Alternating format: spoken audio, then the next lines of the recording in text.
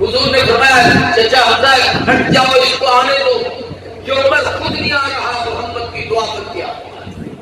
جب تشریف لائے تو کتابوں میں ہے، شیخ نعمانی ہے، الفاروق نے مجھے ایک قصہ لکھا ہے کہ حضرت عمر نے جو اپنے گلے میں جو کپڑا ڈالا اس طریقے سے، یہ بات لوگ ہمارے یہاں بھی کئی لوگ ایسے ہوتے ہیں اپنا صافہ چھاپا گلے میں ڈال دیتے ہیں۔ جب حضور کے قریب آئے تو حضور صلی اللہ علیہ وسلم نے اس کے اس کپڑے کو یوں پکڑا اور پکڑ کے جھٹکا دے کے عمر کیسے آئے؟ اتنا کہنا تھا کہ رسول اللہ کی اس بات کا روک اتنا پڑا کہ عمر تو گام زمین کے نیچے گئی۔ اور میں عمر تمہارے لیے چادر بچھاتا ہوں، نہ محبوب میں تو آپ کے قدموں پہ آیا، کلمہ پڑھا مسلمان ہو گئے، سودے کے لیے بازار گئے ہم، آپ اس کے بکے جس کے خریدار گئے۔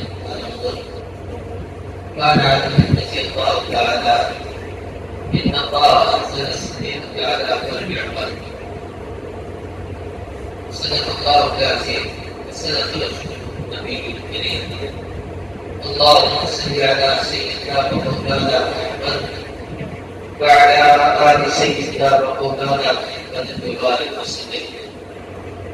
قابل قدر دوستوں اور بھائیوں،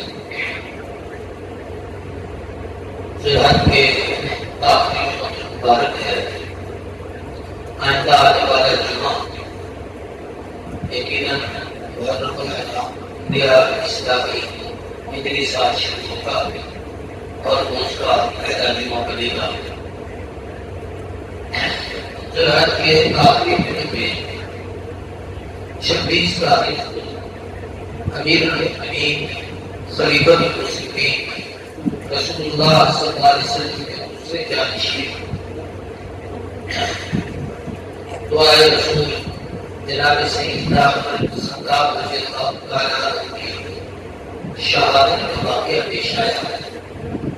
حضرت عمر رضی اللہ تعالیٰ عنہ صحابہ میں منفرد اور اکیلے کو آدمی ہیں جن کو یہ اعزاز حاصل ہے کہ جو دعائیں پیغمبر ہیں۔ علماء لکھتا ہے کہ انبیاء علیہ السلام میں حضور دعائیں خلیل بن کے آئے ہیں اور حضور کی جماعت صحابہ میں عمر دعائیں رسول بن کے آئے ہیں۔ یہ سیدنا عمر رضی اللہ تعالیٰ عنہ کا اعزاز ہے۔ حضرت عمر رضی اللہ تعالیٰ عنہ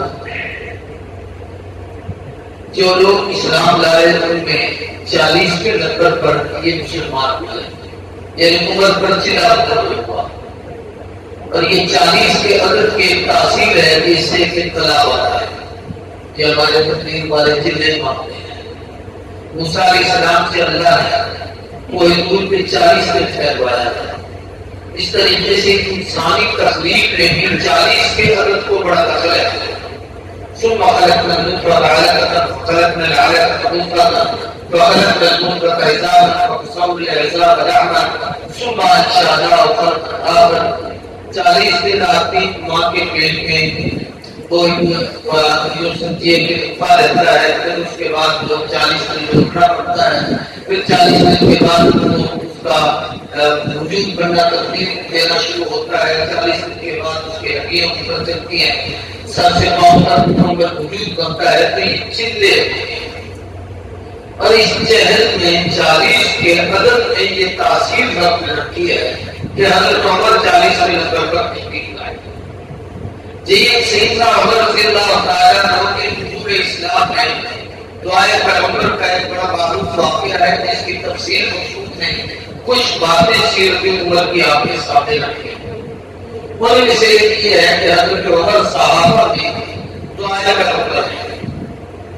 نبی کریم صلی اللہ علیہ وسلم نے اوائل اسلام میں صحابہ پر مسائل، مشکلات، آلام، تکلیفیں، دکھ دیکھی تو اللہ کے حضور یہ دعا مانگی، اللہم اعز الاسلام بعدل عمرین، اے اللہ اسلام کو عزت دے ان دو عمر کے ناموں میں سے کسی ایک سے۔ عمر بن ہشام یہ ابو جہل کا نام تھا، اور عمر بن الخطاب یہ عمر بن الخطاب۔ عمر بن ہشام ابو جہل کے مکے میں ابو الحکم کے نام سے مشہور تھا۔ اس کا بلبلہ تھا، اس کی چرچا تھا، یہ لوگوں کے بیٹھ کر فیصلے کرتا تھا۔ اور سیدنا عمر جرأت، بہادری، دلیری اور جناب حق کا ساتھ دینے میں اپنی مثال. تو حضور صلی اللہ علیہ وسلم نے دو کے لیے دعا کی اور دو کو چن کر خدا کے حصے میں ڈالا کہ اللہ کے میں سے ایک چن لے. تو اب جسے رب نے چنا وہ سیدنا عمر بن خطاب رضی اللہ تعالیٰ عنہ. اور اس پر اگرچہ ایک لمبا تفصیلی قصہ ہے کہ ادھر آقا نے دعا مانگی، ادھر قبولیت دعا شروع ہوئی. ابو جہل اپنے یاروں کو کہنے لگا کہ بھائی کوئی شخص آج مجھے طے کرے کہ میں باز اللہ محمد رسول اللہ کا سروں سے جدا کر کے ان کے معاملہ صاف کر کے آ جاؤں گا تو 100 اونچی انعام بھی دوں گا اور اسی طریقے سے میں ہزاروں درہم چاندی بھی اسے ہدیہ. تو حضرت عمر بن خطاب بھی ان لوگوں میں سے تھے، وہاں بیٹھے تھے، کھڑے ہو گئے کہ میں یہ کام کرتا ہوں. تو لوگوں نے کہا باقی عمر کا کرتا ہے، لیکن عمر کو یہ پتہ نہیں تھا کہ یہ ارادہ کچھ ہے لیکن تقدیر کا فیصلہ کچھ ہے. انسان کی تدبیر ہوتی ہے، اللہ کی تقدیر ہوتی ہے. تدبیر دب جاتی ہے، تقدیر غالب آ جاتی ہے. تدبیر تھی کہ قتل کر دوں گا، تدبیر تھی کہ ختم کر دوں گا، تدبیر تھی کہ اسلام مٹ جائے گا. تقدیر یہ تھی کہ عمر تو نبی کی غلام بن کے آئے گا، عمر تو اسلام کی بہار بن کے آئے گا، اسلام کو فامل بن کے آئے گا، اسلام کا جندیر بن کے آئے گا. تو آئے گا تو تیرے آنے سے پوری دنیا میں اسلام کا بڑا کلبلہ ہوگا، بڑا دبا روز ہوگا. پھر عمر بن خطاب کو کی خدمت میں آ جائے. یہ جب تشریف لاتے ہیں تو راستے میں صحابی انہیں ملے. بعض علماء نے ان کا نام نبی ابن عبداللہ لکھا ہے اور بعض نے کوئی اور بھی. پوچھا کہاں تو حضرت عمر کی کیفیت یہ تھی، آنکھوں میں خمار تھا، ہاتھ میں تلوار تھی، جذبات و غصے کی کیفیت تھی. اور کہا میں رسول اللہ کو ختم کرنے چلا ہوں. تو حضرت علی نے کہا تم کیا محبوب کو ختم کر سکو گے؟ تم اپنے گھر کی خبر لو، پہلے اپنے آپ کو دیکھو. تمہارے تو پہلوئی مسلمان ہو چکے، تمہاری تو بہن مسلمان ہو چکی. حضرت سیدنا عمر کے بہنوئی حضرت سعد رضی اللہ تعالیٰ عنہ یہ وہ ہیں جو اشرف مبشرہ میں شامل ہیں. تو بڑی حضرت سعید یہ وہ تھے جو اشرف مبشرہ میں شامل ہیں، یہ مسلمان ہو چکے ہیں. حضرت عمر کی بہن فاطمہ بنت خطاب، یہ فاطمہ نامی خاتون حضرت عمر کی ہمشیرہ تھی، یہ بھی مسلمان ہو چکی تھی. حضرت عمر وہیں سے لوٹے، گھر پہنچے، باہر جا کر دروازہ پہ دستک دی. اندر سے قرآن پاک کی تلاوت کی آواز آئی. اندر گئے تو سیدنا خباب صحابی ان کو قرآن پڑھا رہے تھے. جا کر ہم نے مارنا شروع کیا، بہن کو پیٹا، بہنوئی کو مارا. اس صحابی کو انہوں نے ایک طرف کر کے ہٹا دیا، چھپا دیا. القصہ مختصر یہ کہ عمر مار کے تھک گئے تو عمر ابن خطاب نے کہا کیا پڑھ رہے تھے، لاؤ وہ کتاب میرے سامنے. تو بہن نے بڑے شعور، حوصلے، جذب اور ہمت سے کہا عمر جس باپ کا تو بیٹا ہے میں اسی کی بیٹی ہوں. اگر تو اپنے کفر کو نہیں چھوڑ سکتا تو میں اپنا ایمان بھی نہیں چھوڑ سکتا. حضرت عمر بن خطاب کے عجیب کیفیت آ گیا. یہ وہ دور تھا کہ عورت پہ ہاتھ اٹھانا ایب سمجھا جاتا تھا. کسی وجہ سے عورت کو کمزور سمجھ کے مارنا اس کو بے وقوفی سمجھتے تھے. یہ مرد زبردست آدمی ہوتا ہے، ضرورت مند ہے، بہادر ہے، یہ عورت پہ حملہ کرے اس کو مارے، یہ کیا بے وقوفی ہے. تو حضرت عمر کی یہ بڑی توقیر تھی کہ بہن کو مارا ہے. لیکن جب عمر بن خطاب کو ہوش آیا تو قرآن مجید پڑھنے کو کہا کہ مجھے بتاؤ. قرآن پاک ان کے سامنے پڑھا گیا تو عمر کی کیفیت ہی بدل گئی. وہ جو صحابی چھپے ہوئے تھے نے کہا مبارک ہو عمر، لگتا ہے کہ رسول اللہ کی رات کی دعا تمہارے حق میں پوری ہو چکی. اسی وقت حضرت عمر بن خطاب کو انہوں نے بہن کو کہا کہ مجھے قرآن میرے سامنے پڑھو، مجھے لاؤ. اور میں ایسے نہیں کہتے تم ناپاک ہے، اللہ کا قرآن پاک ہے. صاف ستھرے ہو، غسل کرایا، وضو کروایا اور پھر اس کے بعد ان کے سامنے قرآن پاک کی تلاوت کی گئی. آنکھوں میں آنسو جاری ہو گئے. حضرت عمر اٹھ کر کھڑے ہو گئے اور میں مجھے اس محبوب کے پاس لے چلو جس پر یہ وحی اترتی ہے. تو سیدنا عمر بن خطاب رضی اللہ تعالیٰ عنہ حضور کی خدمت میں آئے. حضور اس وقت دار اکرم میں تھے صلی اللہ علیہ وسلم. حضرت حمزہ حضور پر پہرا دے رہے تھے. دور سے آتے ہوئے عمر کو دیکھا کہ عمر کی آنکھوں میں جلال ہے، ہاتھ میں تلوار ہے، بڑی تیز رفتار ہے، اور اس عالم میں آ رہا ہے کہ جناب اس کی کیفیت بتاتی ہے کہ اس کے عزم اور ارادے کچھ اور ہیں۔ جناب سیدنا عمر بن خطاب رضی اللہ تعالیٰ عنہ اس حالت میں رسول اللہ صلی اللہ علیہ وسلم کی خدمت میں آئے۔ حضرت حمزہ کو کہا گیا کہ عمر آ رہا ہے، تلوار لے کے آ رہا ہے، نہ جانے ارادہ لگتا ہے کہ اس کا خطرناک ہے۔ تو حضرت عمر نے بڑی جلد حضرت حمزہ کہنے لگے یہ حضرت حمزہ حضور کے چچا بھائی یوں سمجھیے کہ رضائی بھائی بھی تھے، حضور صلی اللہ علیہ وسلم کے ہم ظلم بھی تھے، حضور صلی اللہ علیہ وسلم کے سگے چچا بھی تھے، اور یہی تھے جو احد میں شہید ہوئے، جن کو اسد اللہ اصل رسول سید الشہداء کا اعزاز ملا۔ حضرت حمزہ کہنے لگے کوئی بات نہیں، عمر کی نیت اچھی ہے تو احترام کریں گے، اگر عمر کی نیت غلط ہے تو پھر اتنا بہادر نہیں کہ ہمارا مقابلہ کر سکے، میں اپنے تلوار سے عمر کی گردن کاٹ کر اس کی چھاتی کروں۔ چنانچہ چوں ہی قریب آئے، نبی کریم صلی اللہ علیہ وسلم کی خدمت میں حضور کی تشریف فرما تھے۔ حضور نے فرمایا چچا حمزہ ہٹ جاؤ، اس کو آنے دو، جو عمر خود نہیں آ رہا محمد کی دعا کر دیا۔ جب تشریف لائے تو کتابوں میں ہے، شیخ نعمانی ہے، الفاروق نے ایک قصہ لکھا ہے کہ حضرت عمر نے جو اپنے گلے میں جو کپڑا ڈالا اس طریقے سے، یہ بات لوگ ہمارے یہاں بھی کئی لوگ ایسے ہوتے ہیں اپنا صحابہ چھاپا گلے میں ڈال دیتے ہیں۔ جب حضور کے قریب آئے تو حضور صلی اللہ علیہ وسلم نے اس کے اس کپڑے کو یوں پکڑا اور پکڑ کے جھٹکا دے کے عمر کیسے آئے؟ اتنا کہنا تھا کہ رسول اللہ کی اس بات کا روک اتنا پڑا کہ عمر تو گرام زمین کے نیچے آنکھوں میں آنسو آ گیا، کہا محبوب نیت تو روک دے لیکن اب کچھ اور کیفیت قتل کے ارادے سے چلا تھا، لیکن اب تو میں قتل ہو گیا، مارنا چاہتا تھا، اب تو میں خود مر گیا، آج کو ختم کرنا چاہتا تھا، لیکن محبوب مجھے بتائیے آپ کو کون سی ارادہ ہے؟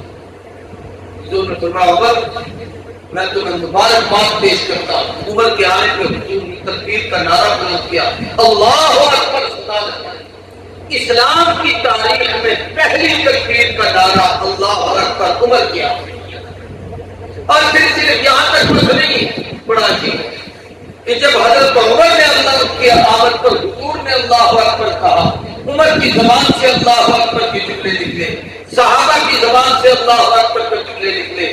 تاریخ کتابوں میں ہے کہ یہ صدا اتنی گونجی کہ مکے کے پہاڑوں سے آواز آتی تھی اللہ اکبر اللہ اکبر اللہ اکبر۔ اس لیے علماء نے لکھا ہے قیامت تک جب تک یہ نعرہ تکبیر لگتا رہے گا عمر کے آنے کی یاد زندہ ہوتی رہے گی۔ یہ عمر ابن خطاب کے آنے کے لیے نعرہ لگا۔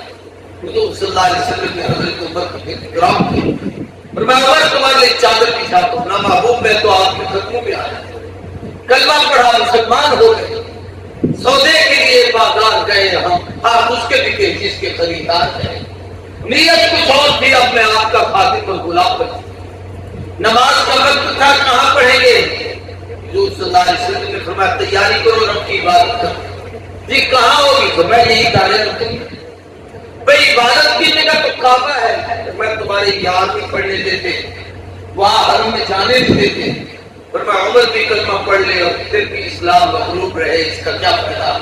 میرے کلمہ پڑھنے کے بعد ابھی رات کا بہتا کتابوں میں کہ حضور صلی اللہ علیہ وسلم آگے تھے، ایک طرف حضرت عمر ایک طرف حضرت حمزہ، دونوں کے ہاتھوں میں تلوار، یہ دونوں رسول اللہ صلی اللہ علیہ وسلم کے جانباز سپاہی، حضور صلی اللہ علیہ وسلم کا یعنی حفاظتی دستہ، اور پیچھے دو کی ٹولیوں میں صحابہ، یعنی 40 لوگ، یا 20 کا ایک جلوس ہے، یا یوں سمجھے ایک بہت بڑا اجتماع ہے جو اللہ کی طرف جا رہا ہے۔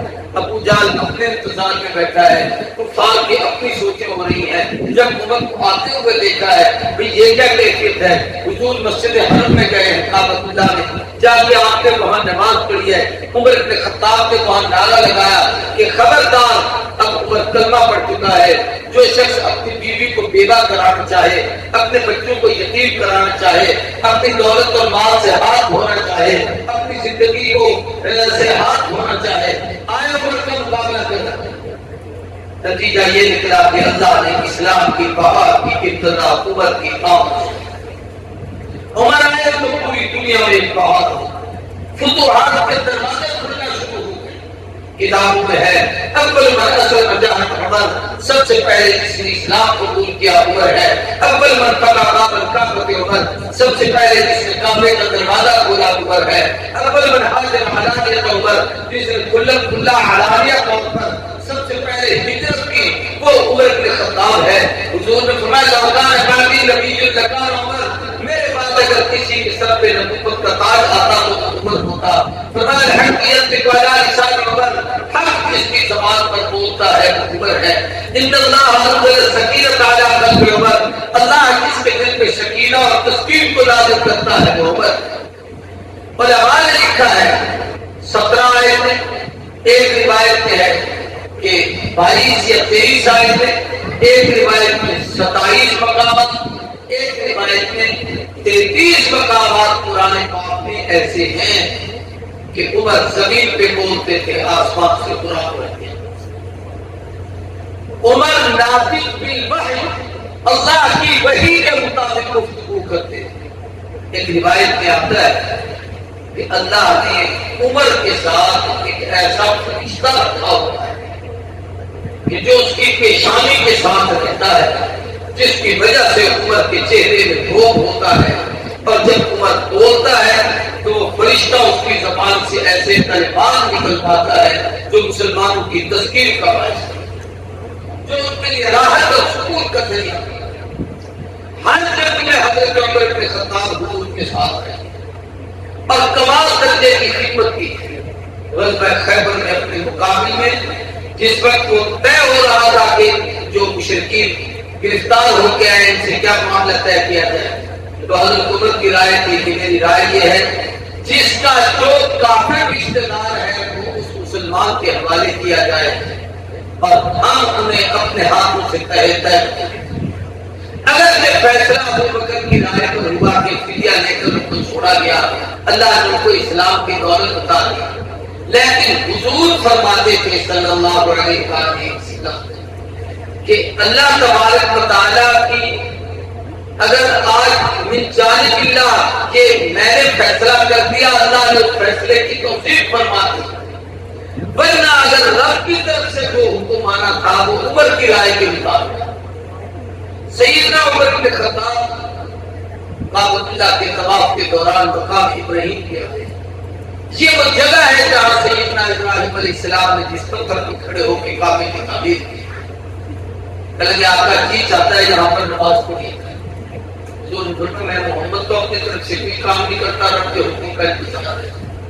آئے دوسری متخذوا من مقام ابراہیم مصلی، عمر کی زبان پر قرآن اترا، عمر چاہتا ہے اس جگہ کو مصلی بنانے کے لیے، اس لیے اسے مصلی بنا۔ سیدنا عمر بن خطاب رضی اللہ تعالی منافقین کا بلا کرنا، دشمنوں کا مقابلہ کرنا، ہمیشہ بے باک رہتے، نظر صاف لوگ کے اللہ نے بڑی جرأت عمر بن خطاب کو عطا فرمائی۔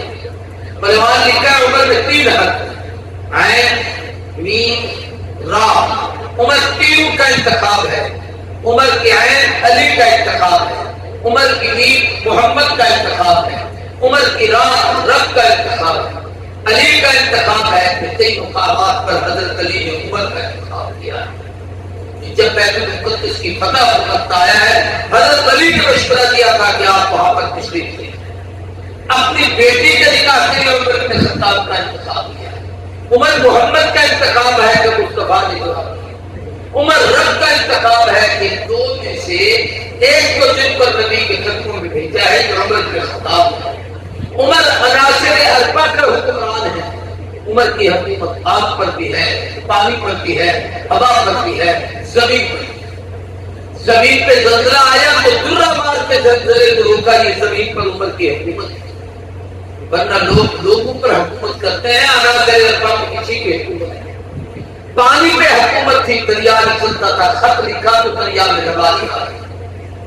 آگ پر حکومت تھی کہ مدینے کے ایک پہاڑ سے آگ نکلی حضرت عمر بن خطاب نے اپنی چادر صحابی کو دے کر فرمایا اس کو پیچھے ہٹا. وہ چادر سے آگ کو ہانکتا گیا, چادر وہ آگ دفن ہوئی.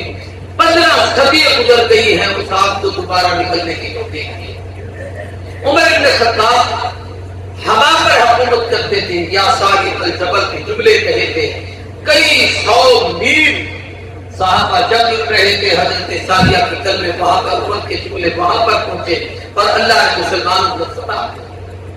عمر بن خطاب نے اپنے دور خلافت میں سب سے عظیم دور جس کی بشارت حضور نے دی, وہ عمر بن خطاب کی خلافت کا دور ہے, جس میں 22 لاکھ مربع میل پر اسلامی فتوحات کا پرچم لہرایا گیا. حضرت عمر نے 4000 مسجدیں تعمیر کی. حضرت عمر بن خطاب نے 400 جامع مساجد جن میں جمعہ کا اہتمام کیا جاتا تھا.